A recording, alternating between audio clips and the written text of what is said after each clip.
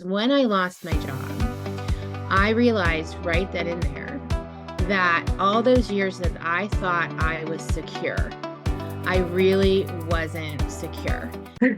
Welcome, everyone, to the podcast. I am so excited to be here today with my guest, Dora Rankin. Hey, Dora. Hi.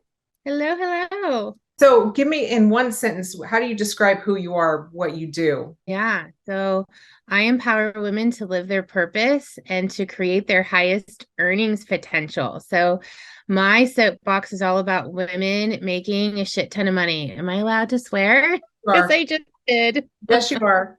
So, helping women, empowering women to make a shit ton of money. Yes. I love it. Yes. And Yes. you are what we would call a business coach, correct? Yes, I would be considered in the coaching world a full suite business coach with a soapbox of really working with women that want to make an impact in economic power. So it's important for them to make a lot of money so they can impact change, impact decisions. And that's just the way our world works. If you have money, you have power. Yeah, that's true.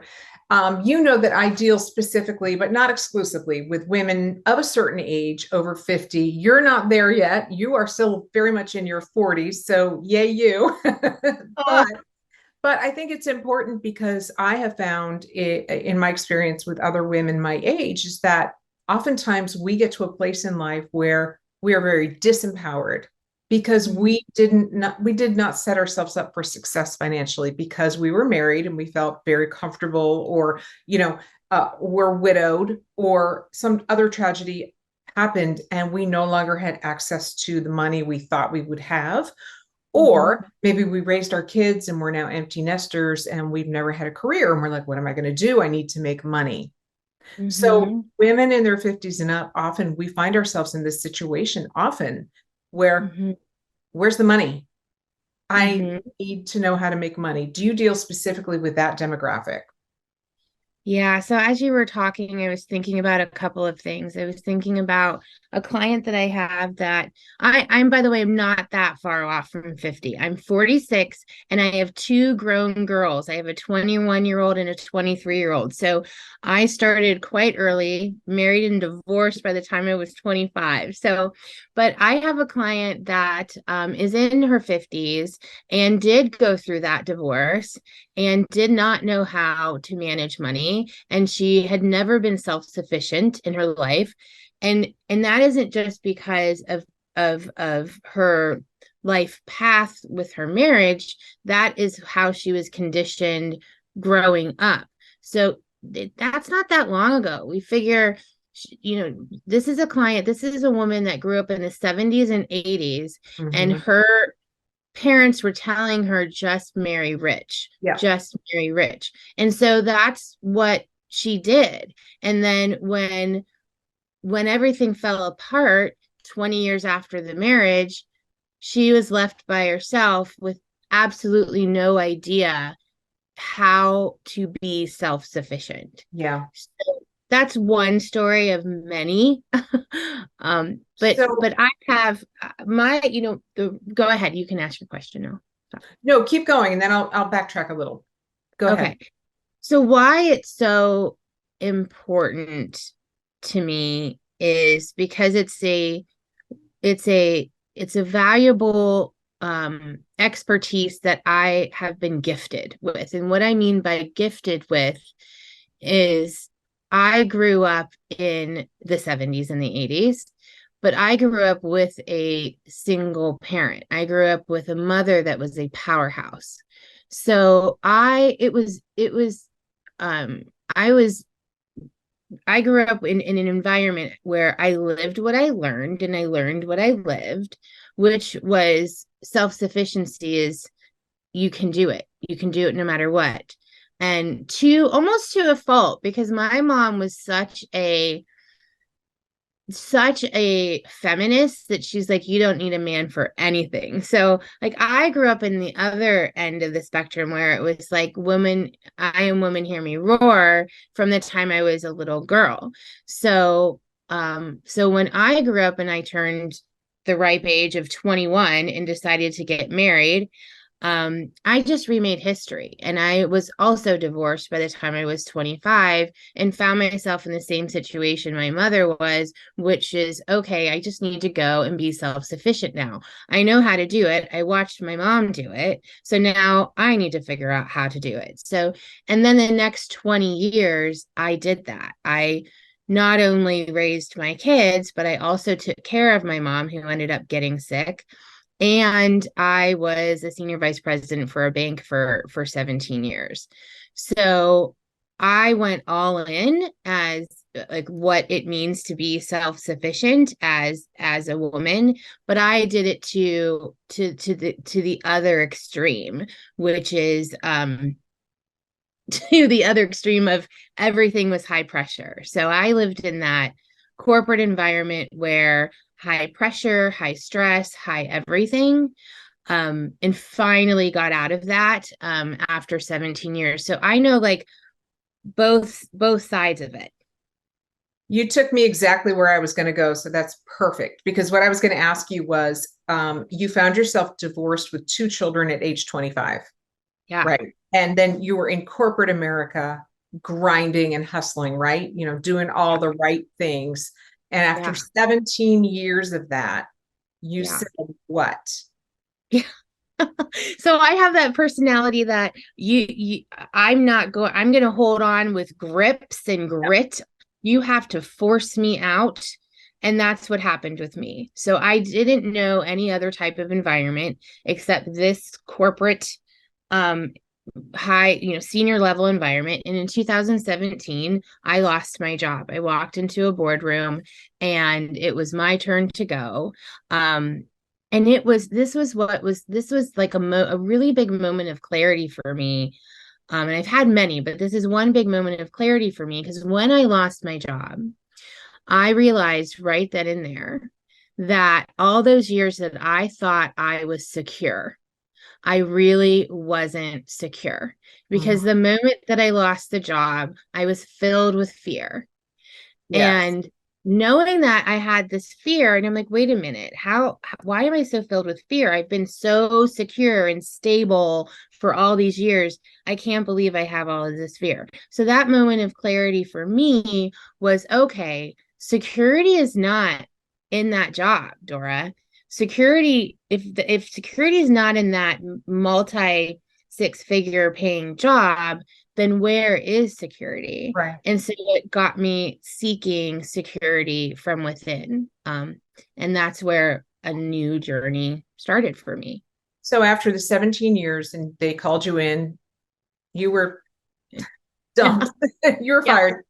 fired. You had that moment of clarity, and then you decided, I can do this myself. I can do better, right? And then launched your coaching business like immediately, or did you go through a couple of iterations of something like that? What happened? Yeah, yeah. So I took a couple of hiatuses, couple of sabbaticals, because this was, I spent my 20s and my 30s Yeah. doing that Nike approach, just do it, right?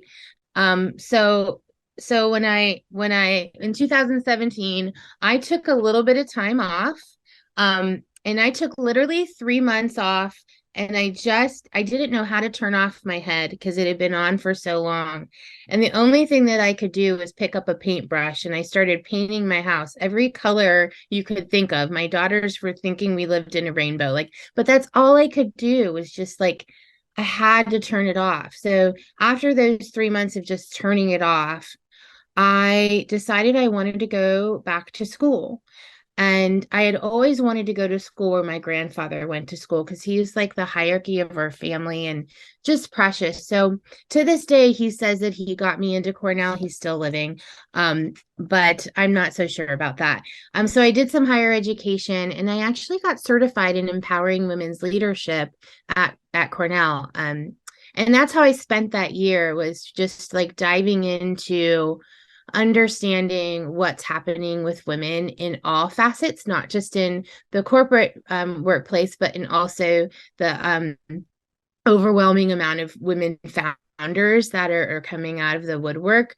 over the last 10 years. So while I was in school, I started consulting, and I was consulting with women founders that needed the brain of a finance guru, that needed this strategic brain that could come in and help them understand where the gaps were in their business and what they needed to do to fix those gaps.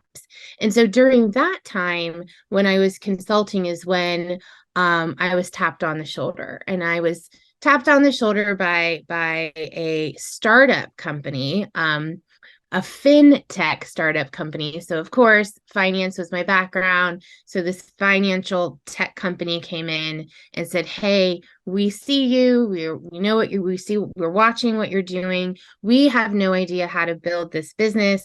Will you come in as managing partner and help us out?" And so I did. And so that was near the end of 2017. I jumped from corporate over into this startup tech, which was a complete white space.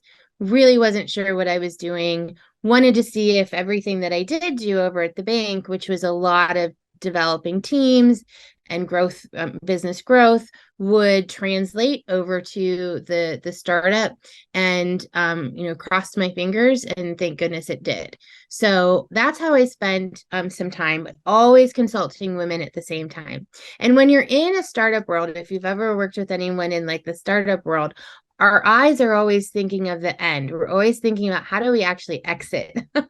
So Right. during this time in my life, I was like, okay, I know I'm not going to be here. What am I going to do when I leave this startup? So late 2019, 20, that's when I took off my consulting cap and put on my coaching cap. And to be honest, I didn't even know anything about the coaching industry at that time. I had always been in corporate or building a startup. So I was like, what's coaching? And really someone explained it to me quite eloquently. They said the only thing different between a consultant and a coach is the price tag. And I was like, really? I had no idea. And that what coaching does is just it's much more economically friendly. It allows you to work with a multitude of different sorts of founders and entrepreneurs and business owners, because as a consultant it really is like a six-figure type of investment, Plus, whereas you with have coach. like an NDA with a consult in a Right. consulting thing. So Yes. coaching gives you a Yes. lot more freedom and latitude, Yes. correct? Right. So I basically put my coaching hat on and figured out really quickly what I wanted to do and how I wanted to do it, and found out that there's some really big gaps in the space where women entrepreneurs and women founders, they really are out there seeking guidance, but they're seeking it very piecemeal, meaning like, okay, so I'm really building this business, but my bottlenecks are marketing, my bottlenecks are finance, my bottleneck, whatever they may be. And they're hiring these piecemeal coaches to kind of help them with all of those pieces. And so since I saw that gap, I was like, why don't I come in as a full suite business coach and help these women with the entire roadmap so they can hire one coach to walk them through how to do it, how to get to the income levels that they want to be at. And that's the second piece, which is like, we really need to go make money. If we want to impact change, we need to go Yeah. make money. So we don't have to worry about opening the doors that are closed. We can just open the doors that we want to open and share the wealth together. That's very interesting. I think you made so many key points there. I think that I agree with you. The piecemealing, as an entrepreneur, business owner myself, I have sought out different coaches to coach me in different areas of my businesses. I love the idea of having a all-in-one coach, all things business. Now you coach only women, right? Not men. Coach only women. Yeah. Yeah, Okay. I'm tired of working with men. You love men, but you're tired of working with them, probably. Yeah. Now you mentioned an exit strategy when you work as a consultant, like for startups. You always have your exit strategy in mind. Now, what about female entrepreneurs like who are sunsetting on their life, right? They need, would you help a woman develop an exit strategy? For example, I'm also a real estate agent. at some Hmm. point, right, I need to develop an exit strategy. And how's that going to look, right? That would be something that you could also tackle, right? I would say that's about 75% of my clients. Really? So I'm in the same place. I know that I'm in my 40s, but my husband is 14 years older than me. My daughters are raised, and within 10 years, I don't want to be working anymore. So I'm sunsetting myself. Like I'm on my way out versus on my way up or on my way in, right? So a lot of my clients are in the same place. They're like, okay, I've had this winery for 20 years. I'm done. I don't want to do it anymore. I think I want to write a book and I want to retire in Hawaii. And I'm like, okay, let's do that. Right? Yeah, but then there's that fear, like, well, how am I going to do it? Maybe some people haven't saved enough. They haven't been financially responsible. And so they feel like they have to keep working, keep grinding. Yeah. And I can tell you, Right. I'm 56. Like, my husband's retired. I don't Yeah. want to keep this pace forever. Right. So I Mhm. think that there are a lot of us in that same position. And oftentimes when we start over in life, right? Like I Mhm. mentioned earlier, finding ourselves in a position of being divorced or widowed or whatever, we feel like we need to start over. Maybe we don't really need to start over. Maybe we need to find our gifting, right? Yeah. And leverage it and make a very short term exit plan, making a lot of money really quick. Like maybe that's something that women can start to look at differently, because I have girlfriends who say, I'm too old. They're 55. I'm too old to do Mhm. anything new. I have to stay stuck with an abusive husband because I'm too old to learn a new skill. What do you say Mhm. to something like that? Oh, yeah. So what I say is, um, you don't even have to look that deep because guess what, lady? Yeah. Your ordinary, like your basic, the stuff that you know, the stuff that you experienced is so extraordinary to other people. And Hmm. so you don't even really have to look that deep. It's right there and it's probably smacking you in the face. You're the one that's standing in your own way. When my sister said to me when I started this practice, she said, Dora, take everything that you have that's wrapped around your pinky and go give it to women. And I just shared with you my story. I have some serious knowledge. And I too said, you really think people are going to need what I have? So imposter syndrome is freaking real, It no is so matter real. what age we are. And we're just so conditioned to never be worthy. And so all you have to do is say, this is what I'm good at. I've done it my whole life. And it's going to be extraordinary to somebody else. You just have to decide that it is. Yeah, it's so true. I mean, imposter syndrome, I don't know that men deal with it nearly as much as women. Maybe they do. Maybe I'm naive in that. But I think that I mean, I'm a woman, so I know how most women feel Yeah. typically, is that we do struggle with imposter syndrome. Mm-hmm. Imposter syndrome. Yes. We don't feel like we're worthy, even though we can know we're really good at something. We can know we have value. But the Mm-hmm. fear of what will people think? Are they going to call me out, call me a fraud? Are they going to laugh? Right? Mm-hmm. All of those things. What do Mm-hmm. you say to somebody who's really struggling with imposter syndrome? So, I will turn that back to you too, because what I want to share as you're talking about that is it wasn't until I lost my job that I even had heard of the word mindset. It wasn't even a journey that I had been on, was understanding how my mind affects my reality, right? So when I work with women, I'm very clear, hey, we're going to build out this business together, but I need you to be in a place where you've worked through some mindset trash Right. because the strategy of building a business is only as good as the mind that's executing it. Yes. So if your mind is still filled with trash, your strategy is just going to lay flat. So depending on where the woman is, I know that I have a ton of mindset work to do with that woman before I can even get to strategy. Right. Or I'm saying, please tell me you're working with a therapist too, right? That's so key. Do you do mindset work with your clients, or do you kind of like refer them, get right here? Or Right. that's an area that's gray. It is not black and white because if you are still dealing with some serious trauma, Yeah. I'm probably going to refer you out. But Yeah. if you have, we all have mindset trash. Like I have, we all have it. Yeah. So I have mindset models that I know, that methodologies, modalities that I've learned when they actually taught it at Cornell, go Yeah. figure. Yeah. So yes, I absolutely um preface things with mindset. But if you have never, like, if it's like you're completely green, I'm going to have you really work with a full mindset coach and spend that time with unblocking all the blocks.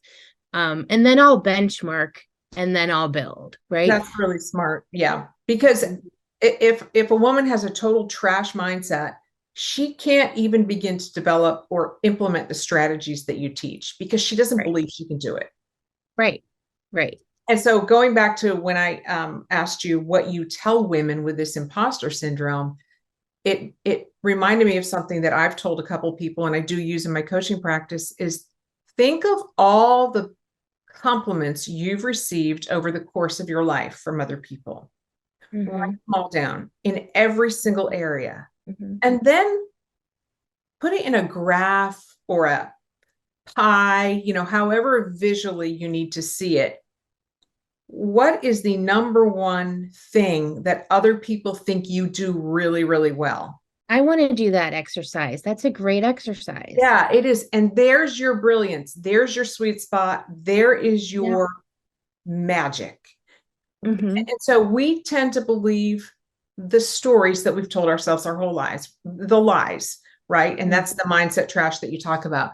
But when other people consistently over a period of time tell us the same thing about how good we are in one particular area, mm-hmm. that is a sign. And that is what we're good at. And we need to start believing the positive things that other people have told us. I think it would be a fun workshop. Listen to me, all Could straight. be, I know. It would be a fun workshop to take that entire exercise, and then what I use with my clients is a little similar, but I'd be curious to see how it would tie in together. So I'll say, okay, listen, we don't know your purpose yet. You're not sure what your purpose is, right? So I would like you to describe in 15 ways how you have brought value to the world. Yeah. So it's very similar. Like, what are the compliments you're getting? All of those really major things that have been a theme. And then you're also figuring out that pattern of what have you done over and over and over again that's really brought value. And I like to do it that way instead. Like, I don't want you to look at it as like your Myers-Briggs or your Enneagram, Right. not personality, but like truly describing how you brought value. And and that's how I found my purpose. That's how I found mine, was going back and really describing and finding that theme, finding out that, oh, I was raised by this powerhouse woman. Yes. Oh, I raised two girls by myself. Oh, I had these amazing mentors that were women. Like it was all down the line. It was women support self-sufficiency, women support self-sufficiency. And it was like, oh, that's it. But I wouldn't have been able to figure that out in my 20s or my 30s. No. I had to figure it out in my 40s because I had to go through all this stuff to get there. Absolutely. And it's the things in our lives that we've experienced that have given us the superpower that we have today, right? Yeah. We are who we are because of everything that we've experienced. And oftentimes we try to push it down. We're ashamed of our past. We're ashamed of our story. Well, Mhm. what if you took your most shameful story and you grabbed it and you said, this is my superpower? We have to really, really own that. I'll tell you a quick story, and I know we're running out of time, but I last week I had mentioned I was in Puerto Rico and I was there for a summit, and it was hosted by my coach who wrote the book We Should All Be Millionaires, Rachel Rogers, plug plug. Okay. And What's while it? we were there, We should all um, be millionaires. Rachel Rogers, she wrote the book We Should All Be Millionaires. Okay. And We'll write that while down. I was there were a number of speakers, and one of the speakers was talking specifically about her biggest tragedy was her biggest triumph, right? And it was a woman by the name of Amy Purdy, and Amy Purdy is she has two prosthetic legs, and she has won three Olympic medals snowboarding. And so, what a powerful message. A woman that at 19 years old lost both of her legs and turned that absolute tragedy into her triumph, into her life. So, yeah. Yeah, that's amazing. I love Yeah. stories like that because that's the kind of story that says, if she can do it, you can do it. And Right. we all have different trauma and we all haven't been through a tragedy like that, but we all Right. have trauma. We all carry something. Right. If we can Mm-hmm. take that and turn it into our triumph, like you said, that's where the money is, so to speak. Mm-hmm. Right. Metaphorically and literally. And Yes. literally. Yes. If you could sum up how you're working with women right now and how they can reach you. So how you can find me, I actually named my business after my mom. My mother is the love of my life. I lost her about 10 years ago. So she was a hippie by heart. So the name of my business is Gypsy Soul Coaching, and I love Gypsy that. Soul Coaching. And no, I'm not wooey at all. I'm full of business, but that's the name.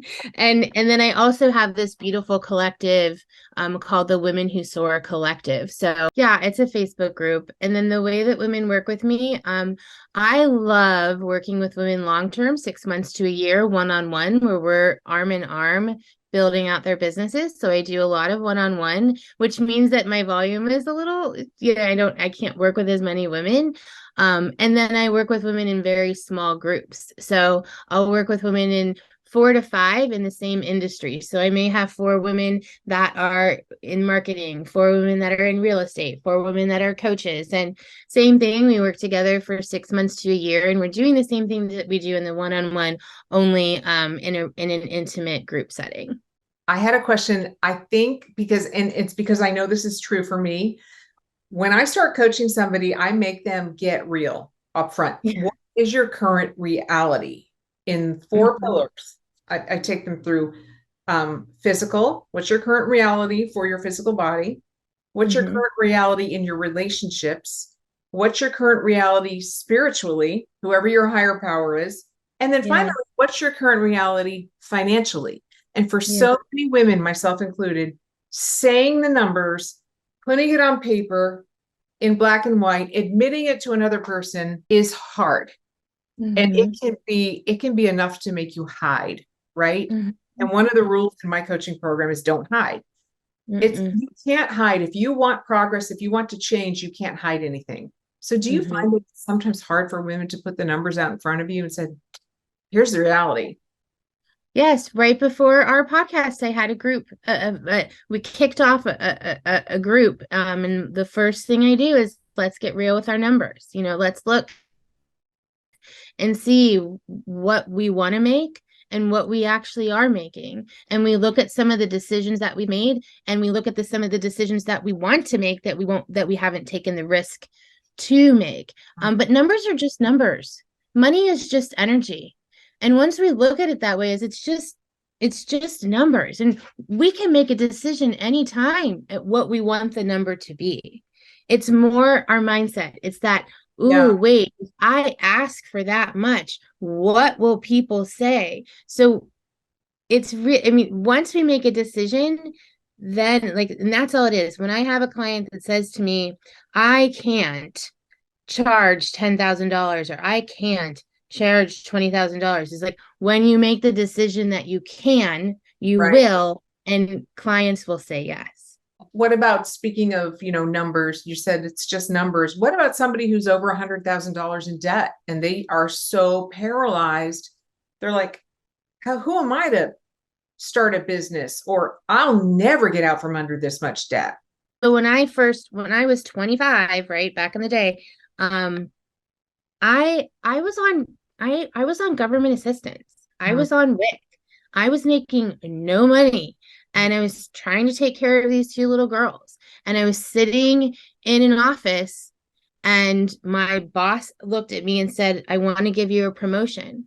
And this was, in the late 90s. And I looked back at her and said, I don't know if I can take a promotion, because if I do, it might kick me off of my government assistance, which I absolutely have to have.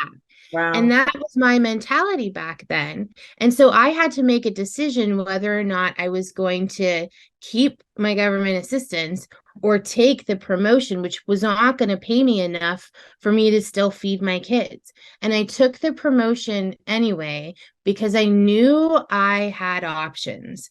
I knew that I had more options than sitting in this situation, which was going to take away my options. So if we're sitting in a ton of debt, or if we have a 400 credit score, we can look at that and say, oh, I'm stuck. I can't. Or we can look at that and say, wait a minute, I have options here. What am I actually going to do Yeah. versus how am I going to sit here and stay stuck? It's a mind shift. The scarcity mindset is something I think that our depression grandparents instilled in our parents who, it kind of got passed down. By the way, I mean, $100,000 in debt. I know that you were just throwing out a number there, but Right. $100,000 in debt is nothing. We're just looking at it as this glooming, Right. overwhelming burden. And it's actually that number is keeping us from doing what we really want to do. Exactly.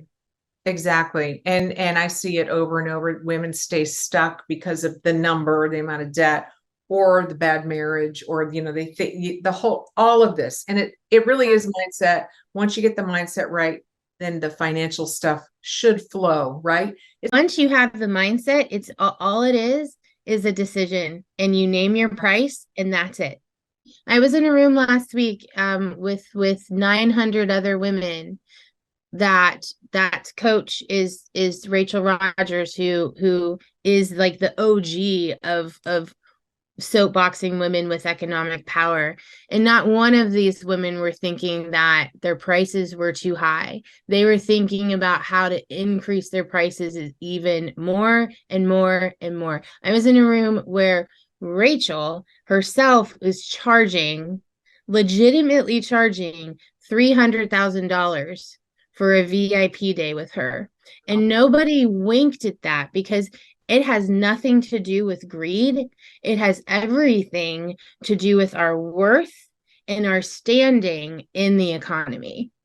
And if we are all paying each other, if we are all lifting each other up economically, then we're able to say no, yes, go, right, right? No more competing. We don't need to compete with each other anymore. Men don't do that.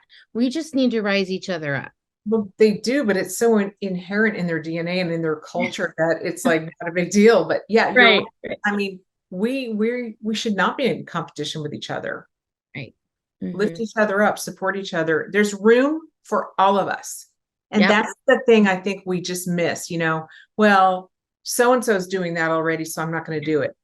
There's always room. I love it. And this was a great conversation. Now I'm like, I've got some ideas flowing, and I just can't wait to share this podcast with everyone. And again, people can reach you on Facebook or on your website. Yep. And you are the master of empowering women to make a shit ton of money. Would that be a pretty good synopsis? Yes, that is absolutely a great synopsis. Thank you so much for having me, Cindy. This was such a great, conversation. I agree. I look forward to talking to you more in the future. Well, there you have it. Thank you so much for listening. And please, if you enjoyed the program today, please feel free to share. I appreciate you. Get out there and start living your best damn life. Until next time, take care.